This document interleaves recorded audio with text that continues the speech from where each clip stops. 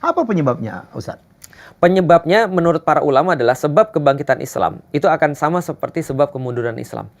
Maka kalau kita bahas bahwasanya sebab kebangkitan Islam itu adalah karena Al-Quran, maka sebab kemunduran Islam juga karena Al-Quran. Karena orang-orang ninggalin Al-Quran. Jadi kita bisa lihat contoh ya, di tahun 1500, 1600 ketika revolusi industri itu menggema di Barat, lantas kemudian orang-orang Islam itu jadi apa ya, mereka jadi ikut-ikutan. Jadi mereka nggak siap untuk menghadapi ini. Nah, sehingga mereka mulai bingung bahwasanya agama bisa nggak untuk menyelesaikan permasalahan-permasalahan kehidupan.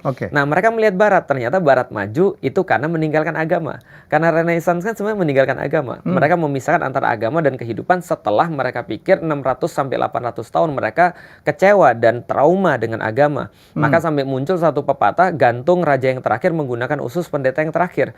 Ya, salah satu film yang kita bisa gambarkan untuk melihat kejadian itu adalah kan Robin Hood.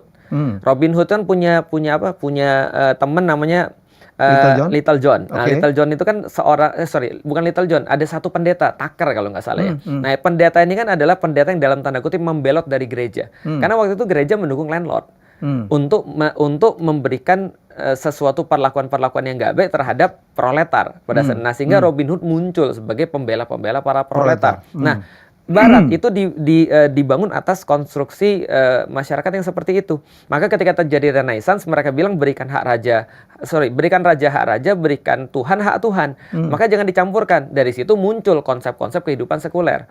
Nah, orang-orang Muslim ketika melihat mereka maju, mereka jadi jengah. Kenapa? Karena mereka belum siap. Di saat yang sama mereka banyak sekali meninggalkan Al-Quran. Mereka tidak lagi mempelajari bahasa Arab. Mereka tidak bisa menyelesaikan permasalahan-permasalahan duniawi dengan Islam. Lalu kemudian dipikir, perlu nggak sih Islam dalam kehidupan kita? Akhirnya Islam ditinggalkan, hancurlah habis.